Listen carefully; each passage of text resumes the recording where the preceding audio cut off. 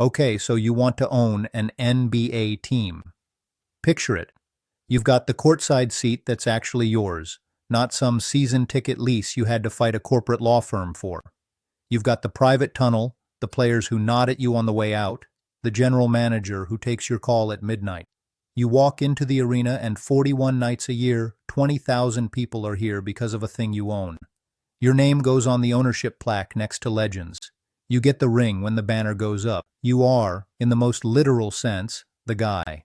And the fantasy sells itself because the value of these teams only ever seems to go one direction, up, up, and absurdly up. A franchise that sold for a few $100 million a couple of decades ago is worth billions now. So the daydream isn't just about the glory. It's about owning the single best performing trophy asset on the planet, one that happens to come with a throne. That's the picture. And I want to be clear before we go one sentence further. This is analysis of how the business actually works, not financial advice, not a suggestion you go do anything with your money. We're just going to open the hood and look at the engine. Because here's what the fantasy leaves out, and it's the part that would stop most people cold if they ever saw the real books.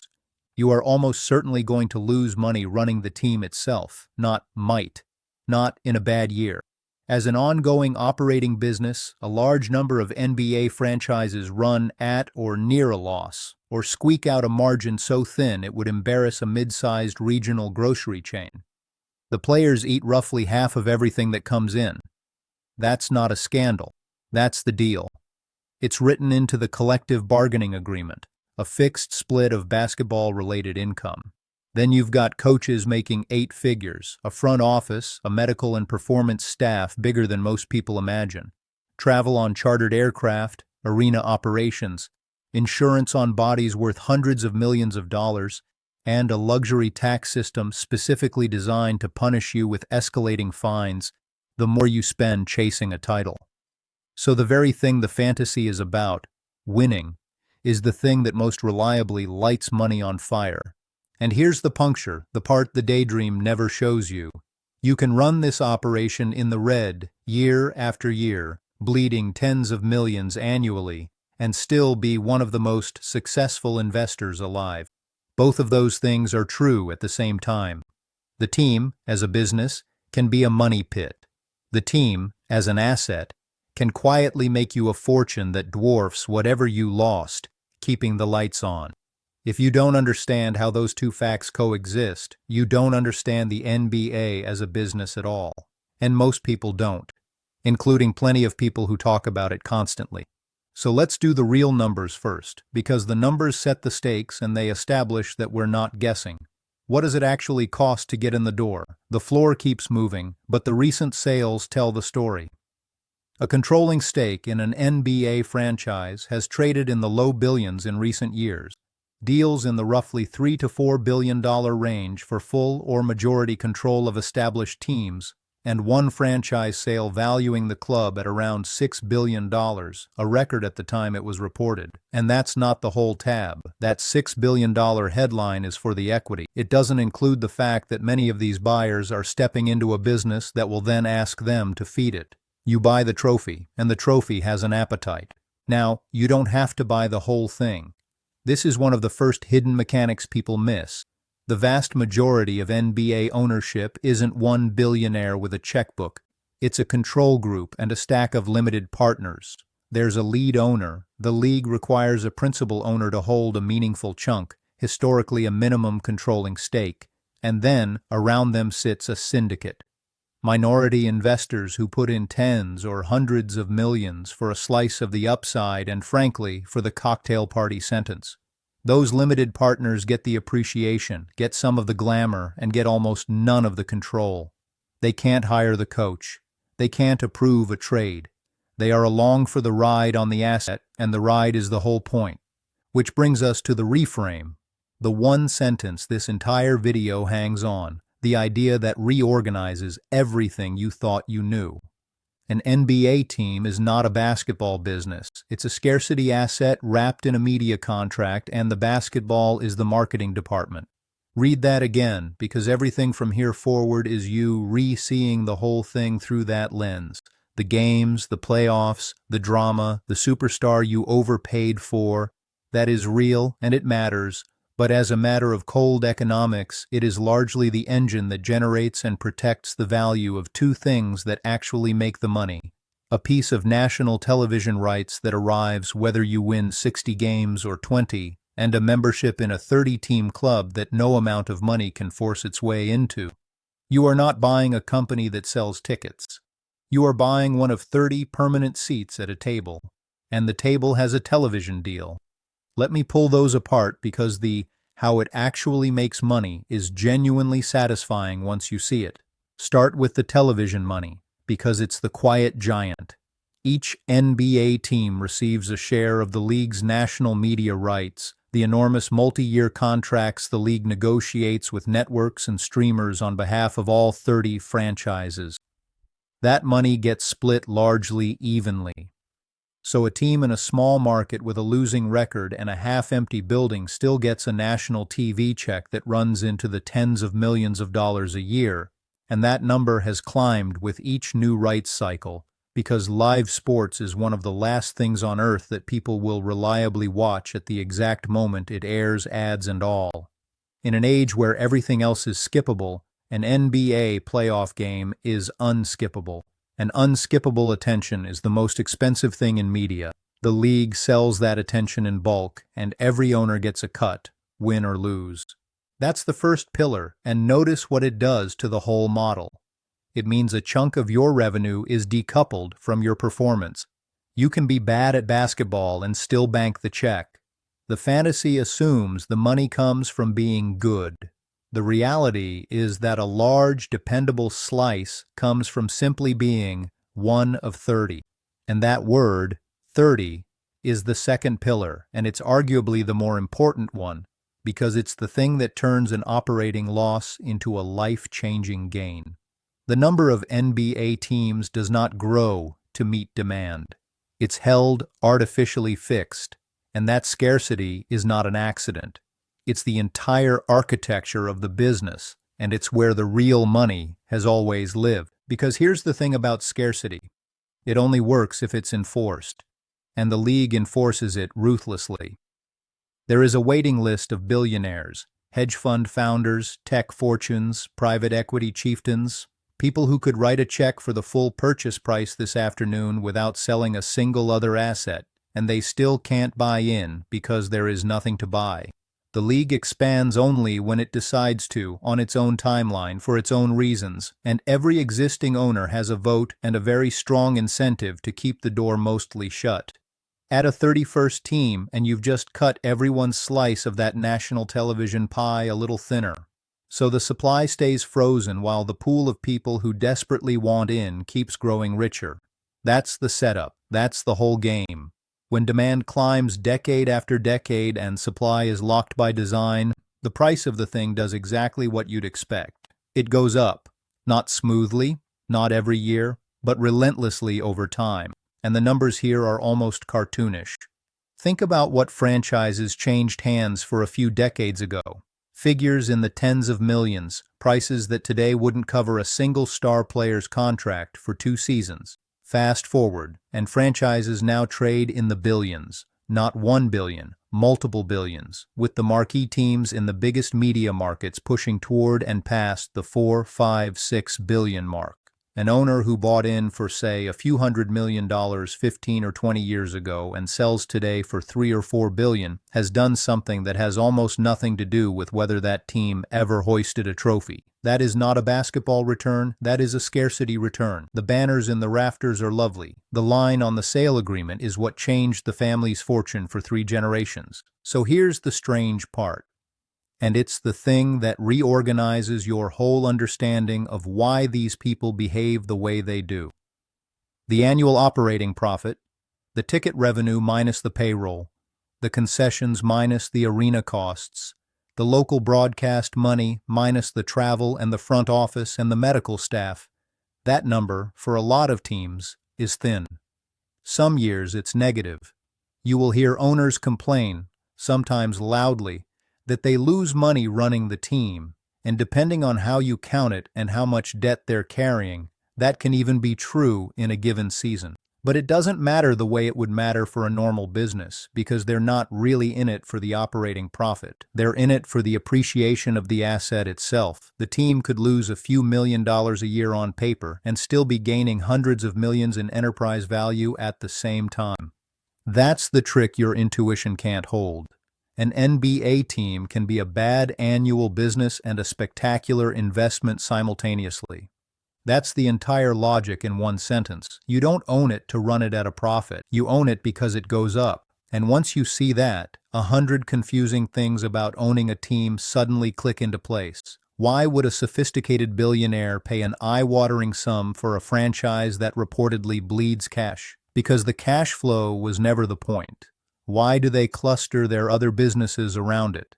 The arena they also own, the real estate development they build next door, the regional sports network they hold a stake in, the entertainment company that produces content nobody else can get. Because the team is the anchor tenant of an entire ecosystem, and the value it throws off leaks into everything parked beside it. The team fills the arena 41 nights a year and gives you a reason to book concerts and events the other 300. The team draws the eyeballs that make the regional network worth carrying.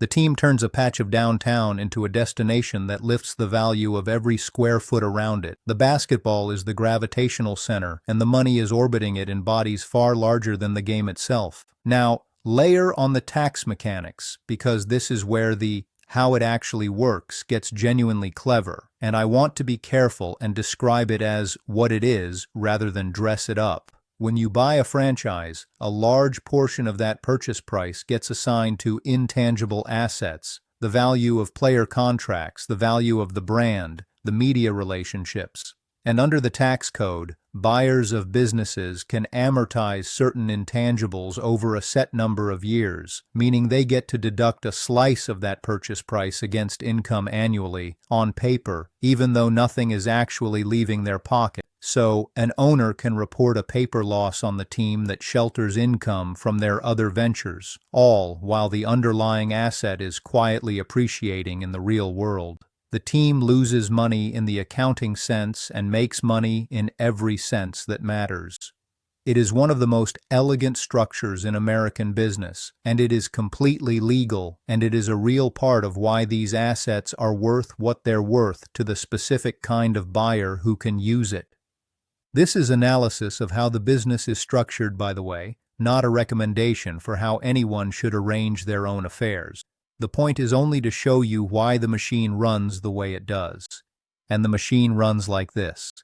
Dependable national media money that comes whether you win or lose, an artificially fixed supply of teams that pushes the sale price relentlessly upward, an ecosystem of adjacent assets that feed on the team's gravity, and a tax treatment that lets you show a loss while you compound a fortune. Stack those four things, and the operating income of the actual basketball team starts to look almost like a rounding error, a beloved, expensive, ferociously scrutinized rounding error. But here's the part the fantasy really doesn't prepare you for, because it's the ugly middle where the money actually goes out the door, night after night, whether the plan is working or not. You still have to run the team. And running the team means paying the players. And paying the players in the NBA is a discipline unlike almost anything else in business, governed by a system so intricate that owners hire entire departments just to navigate it. Because the league, in its wisdom, does not simply let you spend whatever you want to win. It caps you, taxes you, and punishes you. And understanding that machinery is the difference between an owner who survives the operating side and one who lights $100 million on fire chasing a championship that never comes. Here's how it works. The league sets a salary cap every year, a number tied to how much revenue the whole league generated that defines roughly how much each team is supposed to spend on players. But the NBA cap is what's called a soft cap, which means it's less a wall and more a toll booth. You're allowed to go over it through a thicket of exceptions with names only a capologist could love, but the moment you cross a second higher line, the luxury tax threshold, you start paying a penalty on every dollar above it. And the penalty isn't flat. It escalates. The deeper you go, the more each dollar costs you, until you reach the territory the league recently built specifically to terrify big spenders, where the marginal dollar of payroll can cost you several dollars in tax on top of it. Spend recklessly enough and you can end up paying more in penalties than some franchises pay their entire roster. So sit with the math of that for a second, because it's the heart of the survival side of this business. You want to win. Winning, in theory, drives the value of everything we've already talked about. The brand, the local deals, the eventual sale price. But the mechanism you use to win, which is talent, which is payroll, runs headlong into a tax that grows faster than your spending does. There's a point on that curve where the next great player you sign doesn't just cost you his salary. He costs you his salary multiplied. An owner can commit to a roster that looks, on paper, like $180 million in contracts and discover the true annual cost after the tax is closer to $300 million. That is the ugly middle. That is the part the daydream skips right past on its way to the trophy. And it gets sharper because the league didn't just build a tax, it built consequences that have nothing to do with money at all. Cross the highest thresholds and you lose access to certain tools for building your team. Your ability to trade freely gets restricted. Your future draft picks can get frozen or pushed to the back of the line. The system is engineered so that spending your way to the top isn't just expensive, it's structurally penalized in ways that compound over years. The league is, in effect, telling its wealthiest owners, you may be a billionaire, but you cannot simply buy the championship. And if you try, we will make the attempt cost you the very flexibility you'd need to sustain it. That's the entire logic in one sentence. The cap doesn't stop you from spending. It makes spending progressively self-defeating. Now layer on the survival math that has nothing to do with the players. A modern arena is a monster with a permanent appetite. Whether or not it's owned outright, someone is paying for the debt on it. The staff, the operations, the constant upgrades. Because a venue that felt state-of-the-art a decade ago now feels dated, and dated venues generate less of everything. So, a meaningful share of the ownership world's energy, quietly, goes not into basketball but into real estate, into who pays for the next arena, and how, and whether a city helps fund it.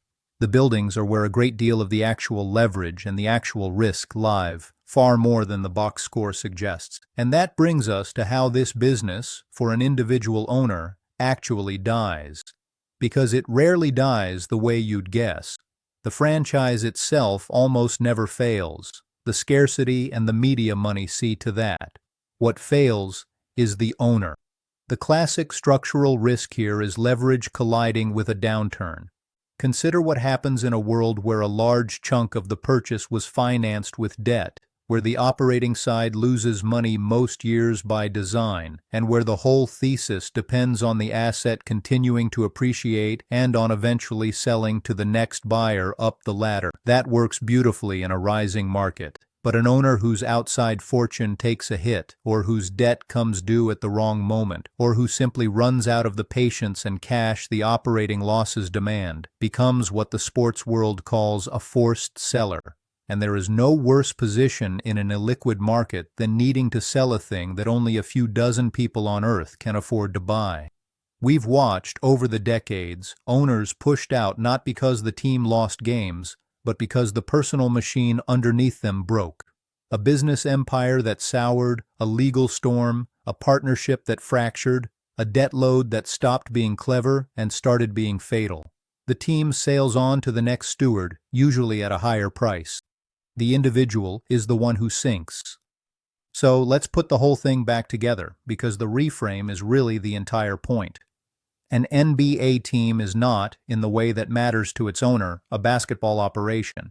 It's a scarce, appreciating, media-fed trophy asset with a beloved and money-losing sports business bolted to the front of it. The games are the content that keeps the whole apparatus valuable and visible. The value itself lives in the scarcity, the national television money, the surrounding real estate, the tax structure, and the simple fact that the club of people who can own one is capped at 30, and the line of people who want in is very, very long.